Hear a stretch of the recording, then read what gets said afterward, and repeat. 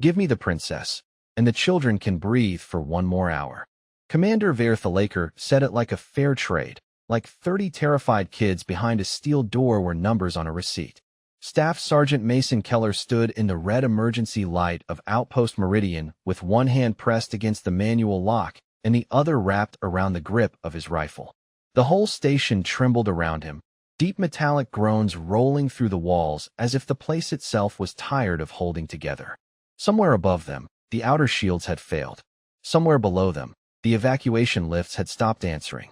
And behind Mason, on the other side of door C-17, Princess Lyra Sale was trying to keep her voice steady while a room full of injured diplomats, medics, and children listened to every word from the enemy commander outside. Mason did not answer right away. He looked down at his watch instead. The glass was cracked. The second hand still moved. That mattered. A lot of things on Meridian had been expensive, elegant, and useless the moment the power died. His watch was not. The door behind him was not.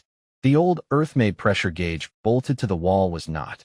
He had told them that 6 months ago, back when the Ilarian engineers laughed at the ugly human hardware and called it primitive. Mason had smiled then, because he had heard that word before. Primitive usually meant it still worked after the fancy stuff quit. Thalaker took one slow step closer through the smoke-hazed corridor, his dark blue-black armor catching the pulse of the alarms. He was nearly 8 feet tall, calm in the way predators are calm when the fence is broken and the lights are out. His soldiers waited behind him in disciplined rows, their weapons lowered but ready, their helmet lenses fixed on the lone human blocking the door. To them, Mason must have looked small. White male, 38 years old, bad left knee, dust on his face, bloodless from exhaustion, one shoulder hanging lower than the other. Not a general, not a hero from a statue.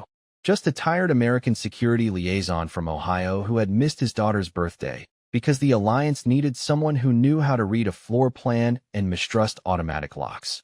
Human, Thalaker called, his translator smoothing the disgust out of his voice, but not enough. You are out of soldiers. You are out of exits. You are out of time. Open the door. Behind Mason, a child started crying softly. He heard Princess Lyra whisper something gentle, something royal, something that sounded brave even when fear sat right underneath it. Mason closed his eyes for half a second and saw his own daughter at age 7, sitting on the kitchen counter in Cincinnati, eating cereal from a coffee mug because all the bowls were in the dishwasher. He swallowed once. Then he opened his eyes and checked the pressure gauge again. Not yet. You hear me, mammal? Thalaker said. I gave you an order. Mason shifted his weight off the bad knee, raised his rifle just enough to make the front line stop walking, and finally spoke. His voice was low, rough, almost bored. Commander, I heard you the first time. The corridor went quiet except for the alarms. Thalaker tilted his head, confused by the absence of panic. Mason glanced once over his shoulder at the door he had spent the last 10 minutes keeping shut, then back at the enemy waiting in front of him.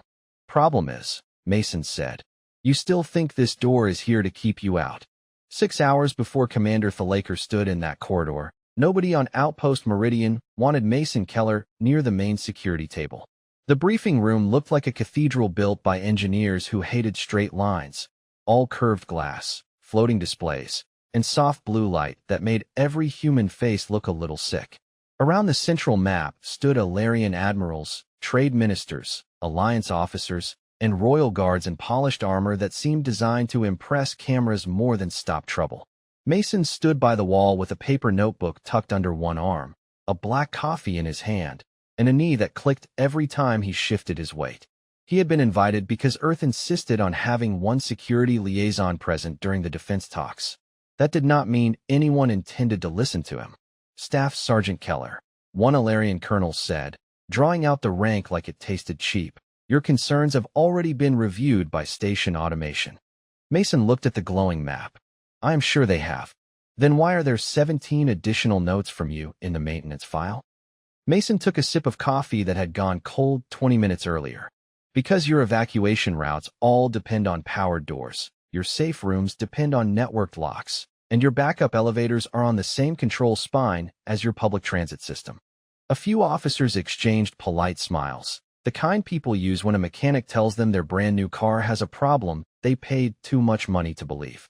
One of the royal guards, Captain Sorenval folded his silver arms across his chest.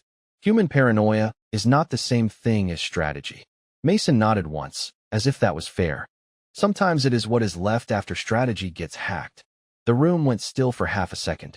Princess Lyra Sale, seated near the far end beneath the crest of her family, looked up from her tablet. She was young for a diplomat, maybe 25 in Earth years, with pale blue-silver skin and eyes that changed color when she was trying not to show emotion. She had been quiet through most of the meeting, but Mason noticed she listened more than the officers who kept talking. "You believe Meridian is vulnerable?" she asked. "Yes, ma'am." "To what?"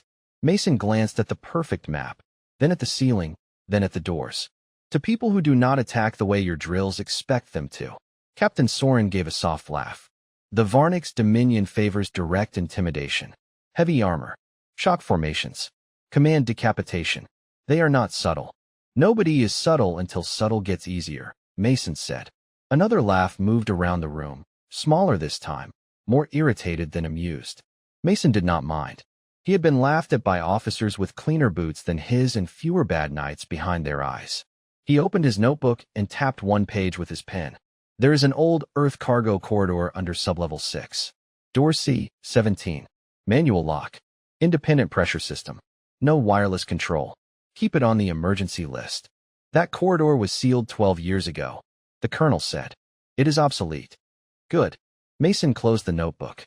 "Obsolete means nobody remembers to attack it." Lyra studied him for a long moment, and for the first time all morning, Mason felt like someone in the room had actually heard the words instead of just the accent. "And if every modern defense fails?" she asked. Mason looked down into his cold coffee, thinking of Fallujah stairwells, Ohio tornado sirens, and his daughter asking why he always sat facing the restaurant door. Then he looked back at the princess. "Then you want something ugly that still works." The attack began so quietly that Mason almost missed it. There was no thunder from orbit, no dramatic warning siren, no enemy voice breaking into the station speakers. One moment, Outpost Meridian was arguing over defense language and trade clauses. The next, every floating display in the briefing room blinked white, then folded into static. The soft blue lights flickered once. Mason set his coffee down. Not fast, not loud, just carefully, like a man putting away a tool before the real work started. Captain Sorenval looked up at the ceiling. "Power fluctuation," he said, more annoyed than worried. Mason was already moving toward the wall panel. "That was not power." The Ilarian colonel snapped. "You do not have authorization to touch that system." Mason opened the panel anyway. Inside, the diagnostic lights were not red. They were gone. Dead systems complain. Compromised systems pretend nothing is wrong. He had learned that the hard way in places where the radios went quiet right before everything got expensive. Princess Lyra stood from the table. "Staff Sergeant Keller?" Mason pulled the emergency handset from its cradle and heard only a flat, empty hiss. No command deck. No outer ring. No security net. He looked through the glass wall into the corridor beyond the briefing room, where palace aides and junior officers were just beginning to realize their wrist terminals were no longer working. "Ma'am," Mason said, "how many children are in the Civilian Learning Center today?" The question hit the room wrong. Several officers stared at him as if he had changed the subject. Lyra answered immediately. 32.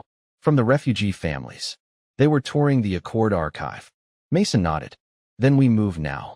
Captain Soren stepped into his path. "The princess has a protected evacuation route." "No, she had one." Mason pointed at the frozen map, where 3 glowing exits still showed green because the system had not updated since it went blind. "Those doors are lying to you." The first distant vibration rolled through the floor, low and heavy, like something large had locked onto the station from underneath. The room fell silent. Then the emergency lamps came on, painting everyone in hard red. The colonel finally touched his communicator. "Command deck, report." Nothing answered. A second vibration followed, closer this time, and somewhere beyond the wall a crowd began shouting. Mason did not raise his voice. That was the part Lyra noticed later. Everyone else got louder, but the human got quieter.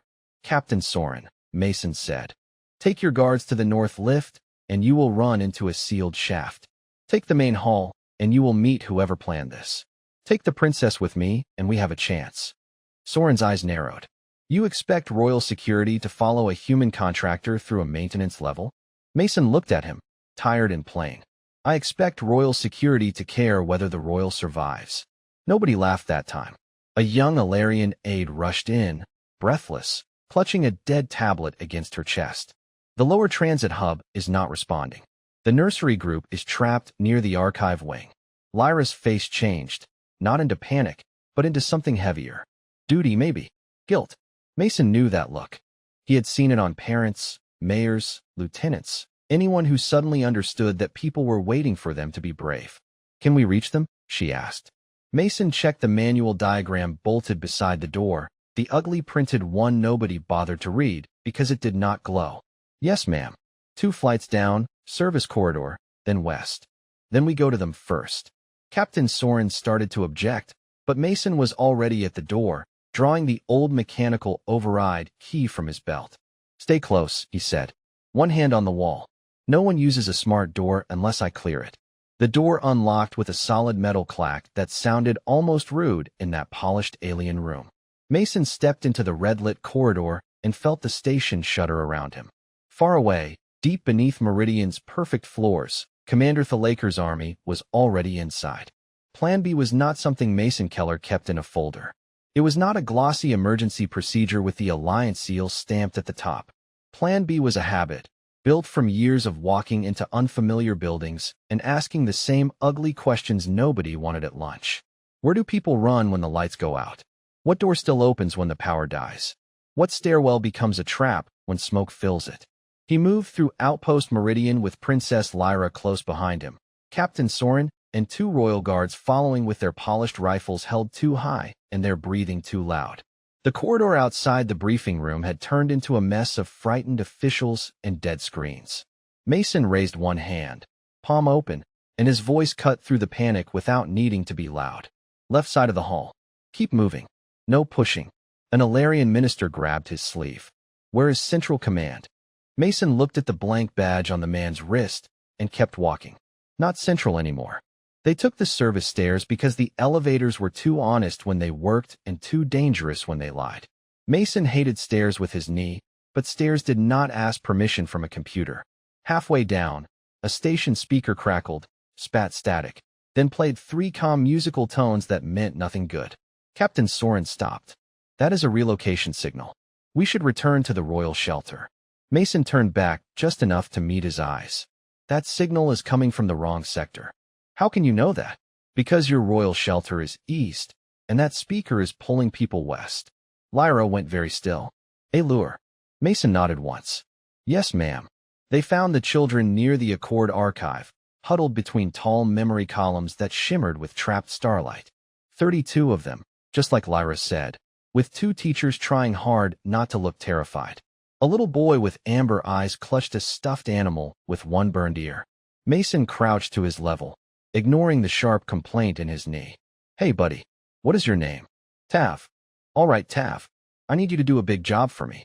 Can you hold that toy tight and follow the princess? The boy nodded. Mason looked at the teachers. No bags. No tablets. Kids only. Pair them up. One teacher whispered, Are we going to die? Mason did not give her a brave speech. Brave speeches were usually for people who had run out of useful things to do. He just said, Not if we keep moving. They took the maintenance ramp down to sublevel 6. The walls changed there. Less glass. Less beauty. More bolts. More scratches. More old Earth hardware from the days when Meridian had been a supply station instead of a diplomatic showpiece. Mason could feel Lyra noticing it. The temperature dropped 10 degrees. The air smelled like dust, machine oil, and metal that had survived being ignored. At the end of the corridor stood door C-17, heavy, gray, ugly as a garage door behind a failing gas station. Captain Soren stared at it. This is your safe room.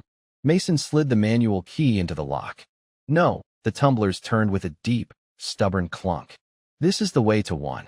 He pulled the door open just wide enough for the children and wounded staff to pass through, counting every head as they crossed. 30, 31, 32. Lyra went last, then stopped beside him. You remembered the children first. Mason kept his eyes on the hallway behind them. Children are not a strategy, ma'am. They are the reason strategies matter. For a moment, Her royal mask cracked, and she looked young, scared, and painfully human in a way Mason had not expected. Then distant footsteps echoed from the upper stairwell, too steady to be civilians. Mason shut door C-17 through the manual deadbolt and rested his palm against the cold steel. The old door held. Commander Verthalaker entered Meridian's command deck 12 minutes after the first systems went dark, and by then he believed the battle was already over. The room was circular, quiet, and too clean, with dead holograms hanging in the air like frozen ghosts. Alarian officers had left in a hurry. Chairs were turned over. Diplomatic tablets lay abandoned across the floor. A half-full cup of tea still steamed beside the defense console, which told Thalaker exactly what he needed to know. They had expected warning. They had expected procedure. They had expected the universe to behave politely. He stepped to the central display and placed one armored hand on the control spine.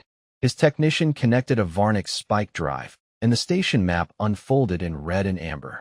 Status, Thalaker said. Command network blinded. Docking arms locked. Outer defense drones disabled. Alliance distress beacon suppressed. The technician paused, then added, one heat cluster remains mobile on sublevel 6. Thalaker turned his head slightly. Royal signature? Confirmed. Princess Lyra Sail is with them. 30+ smaller life signs. 2 teachers. Several wounded personnel. And 1 human. The commander let out a low sound that was almost amusement. Not laughter. Something colder. 1 human. Across the deck, Captain Soren Val and his remaining royal guards were being held under watch, stripped of command access but alive. Soren lifted his chin, trying to keep what was left of his dignity. You will not reach her. Thalaker looked at him the way a man looks at a locked cabinet after finding the key in his pocket. Your queen's best guard abandoned the correct route, trusted an unranked Earth soldier, and trapped your princess in a maintenance compartment. Soren's face tightened. Thalaker leaned closer. Do not mistake bad luck for loyalty. On the map, the heat cluster stopped behind door C-17. The door did not glow like an energy barrier.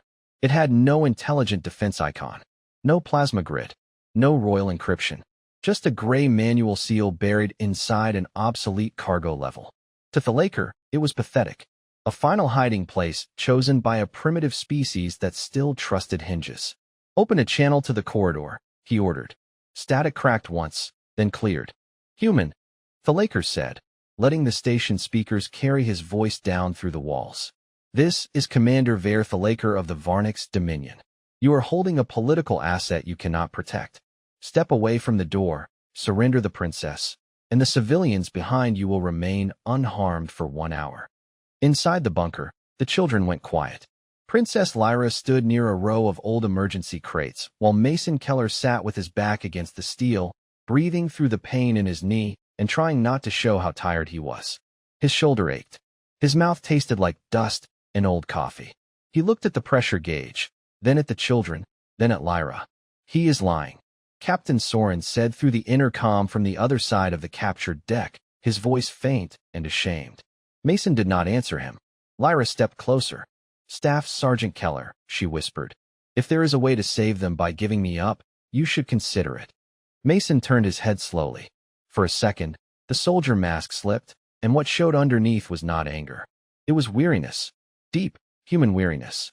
The kind a man carries when he has had to make too many decisions in rooms where nobody innocent deserved to be. Ma'am, he said, people who bargain with children in the room do not get custody of anybody. Lyra looked down. Her hands were trembling, so she folded them together until they stopped. Outside, Thalaker waited for fear to do its work. Every battle he had ever won taught him the same lesson. Cornered species became predictable. Parents begged. Guards broke. Politicians traded strangers for time. Soldiers with soft hearts made soft choices. The human, he assumed, would be no different. Then Mason reached up, clicked off his microphone, and spoke only to the room behind him. Nobody opens this door but me. A little girl asked, Are they coming in? Mason checked his watch. The second hand kept moving. Not yet, he said. Then he looked back at the pressure gauge, where the needle had finally begun to climb. The first attempt to breach door C-17 came 21 minutes after Mason locked it, and it told him almost everything he needed to know about the people outside. They did not rush. They did not scream. They placed their tools with care, tested the seams, and looked for the smart lock that was not there. Mason sat on the floor with his back against the old steel and listened to the little sounds through the metal. A scrape near the upper hinge. A soft magnetic hum near the frame. 3 footsteps backing away. Professional, he thought. Not stupid. That made things worse. Princess Lyra watched him from beside the emergency crates, her pale blue-silver face lit by a weak battery lamp. Can they open it? Mason kept his eyes on the pressure gauge. The needle was still climbing, slow and steady. Anything opens if you give somebody enough time. One of the teachers pulled the children farther back into the storage room. Mason appreciated that. He had no room left in his head for speeches, panic, or royal ceremony. He needed quiet, angles, air pressure, and the ugly little map printed on the inside of the maintenance panel. Captain Soren's voice crackled through the internal comm, faint from the captured deck. Keller, their first team is outside your door. They have thermal cutters. Mason reached up and adjusted the volume down. Copy. That is all you have to say? You want me to make it longer? Soren went silent. Lyra almost smiled, then caught herself when the first line of orange heat glowed along the door seam. The children saw it too. A few of them started whispering. Mason stood, slow because of the knee, and handed his spare flashlight to Tav, the little boy with the burned stuffed animal. You are in charge of this light now. Keep it pointed at that wall, not the door. Can you do that? Tav nodded hard.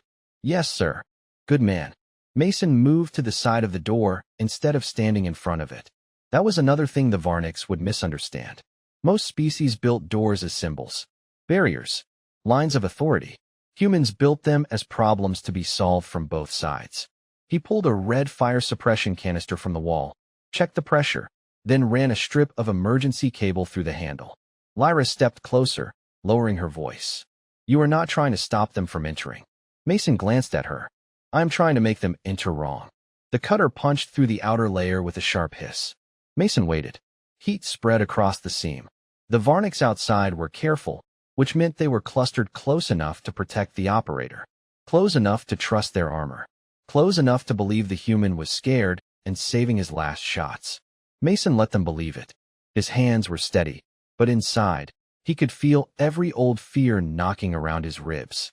He was not fearless. He was tired. He was angry. He was painfully aware that if his timing was off, the room behind him would pay for it. He thought of his daughter again, how she used to ask him why he checked hotel exits before putting down his suitcase. Back then he had told her it was just a dad thing. That was not exactly a lie.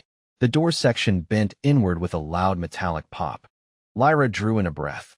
Mason raised one finger without looking back. Wait. A dark armored hand reached through the opening, searching for the inside latch. Mason yanked the emergency cable. The fire canister snapped forward, slammed against the door frame, and released a cloud of freezing white suppressant into the corridor. The Varnik's sensors went blind. Their formation shifted. Their cutter dropped. Mason fired 3 controlled shots into the floor near their feet, not to harm, but to make them jump exactly where he wanted them.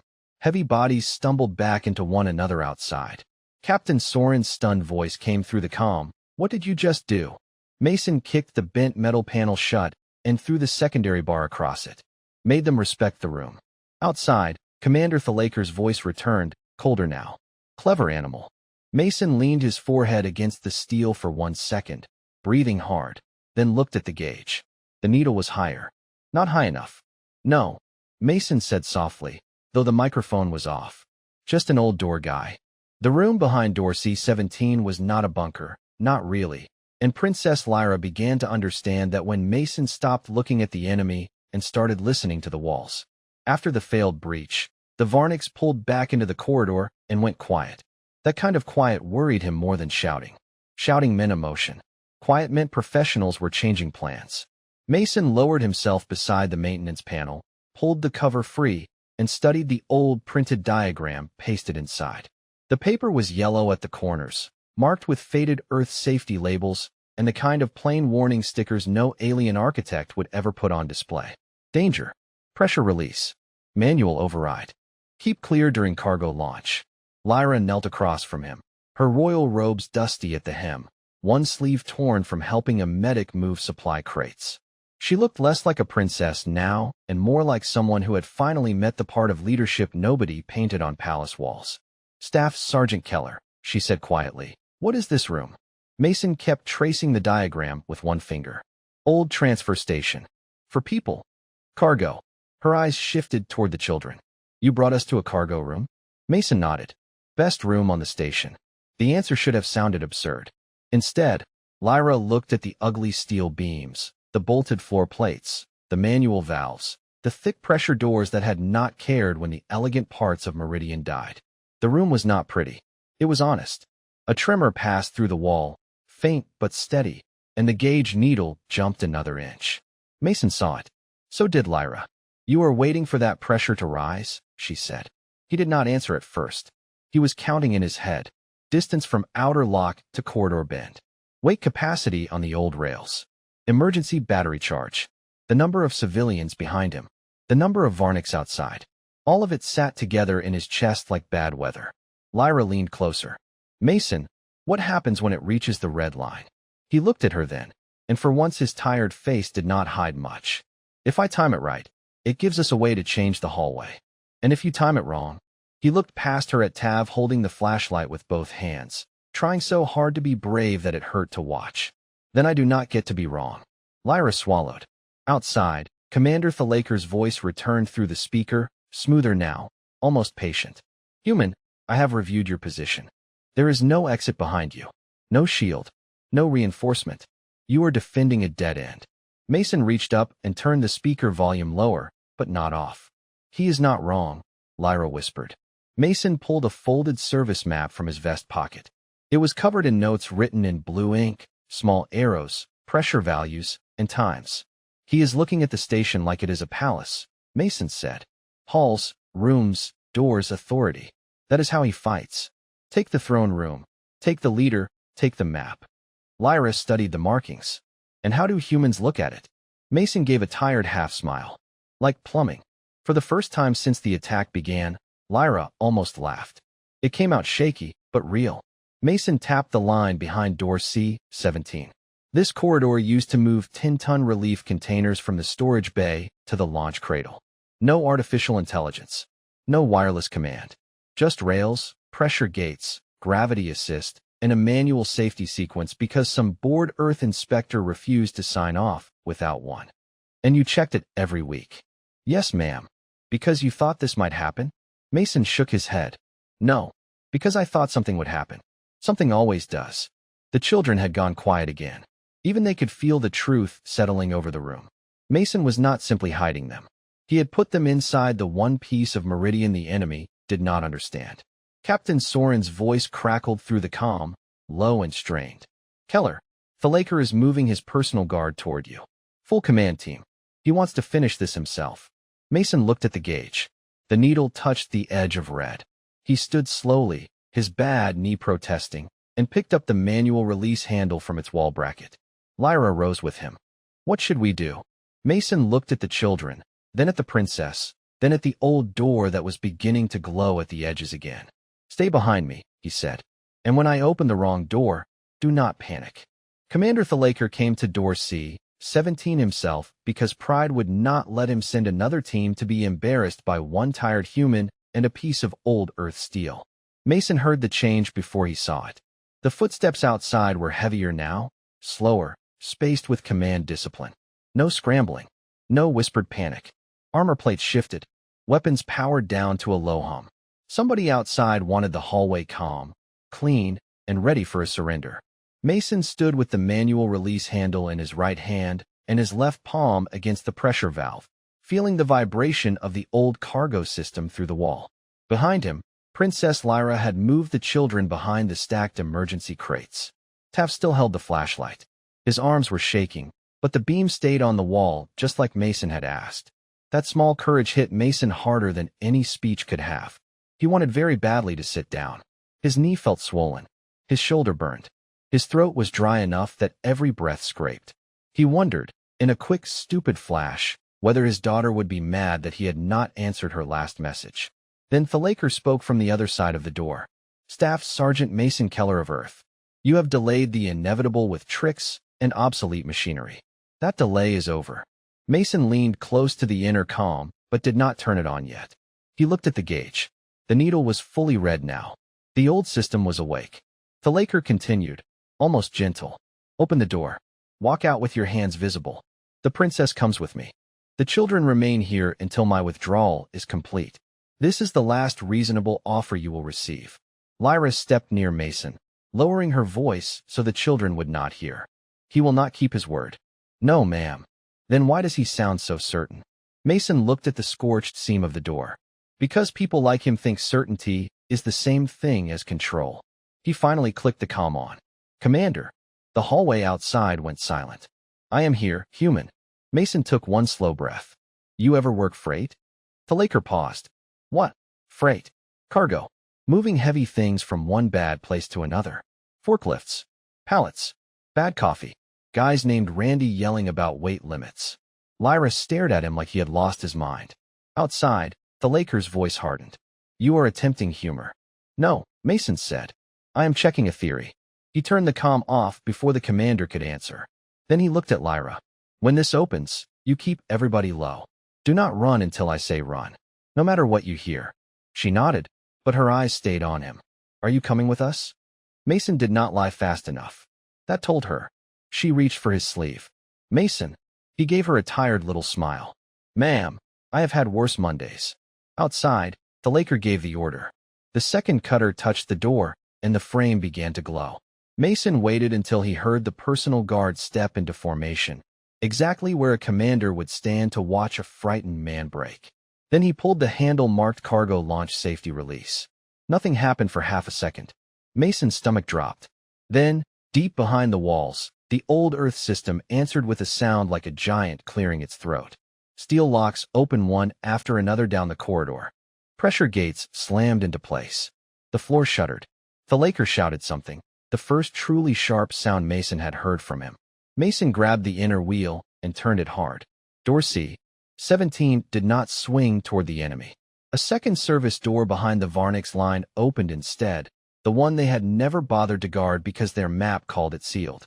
White light flooded the corridor. The cargo rail engaged. Heavy relief containers, old tungsten-framed supply blocks loaded with water, medical kits, and emergency shelter panels, shot through the track with controlled, brutal momentum. The Varnix formation vanished from the doorway in a rush of alarms, wind, and stunned voices, swept out of position and carried down the launch corridor like chess pieces knocked off a table. Mason held the wheel until his hands cramped. The station shook, then settled into a new kind of quiet. Through the comm, Captain Soren whispered, What in the stars did you do? Mason looked at the open passage, where the Laker's perfect assault had become a traffic problem. Opened receiving. The silence after the cargo rail fired was not peaceful. It was the kind of silence that comes when a room full of people realizes they are still alive and does not know what to do with that information yet. Mason Keller stood with both hands on the manual wheel, breathing hard, waiting for the system to finish cycling. The old pressure gauge dropped from red to yellow, then to green. The wall stopped shaking. Somewhere far down the corridor, alarms changed tone, not screaming anymore, just reporting damage to anyone left capable of listening. Behind Mason, one of the children whispered, Is it over? He wanted to say yes. He wanted that more than anything. Instead, he checked the corridor, checked the door, checked the map, and gave the only honest answer he had. The worst part is, Princess Lyra stepped beside him, her face pale under the emergency lights.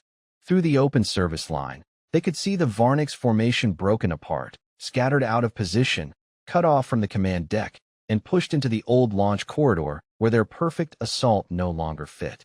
Commander Thalaker was still conscious, pinned beneath a collapsed section of armored plating, his pride doing more damage to him than the station ever could. His helmet had cracked enough for Mason to see one dark eye staring back. The commander did not look afraid. Not exactly.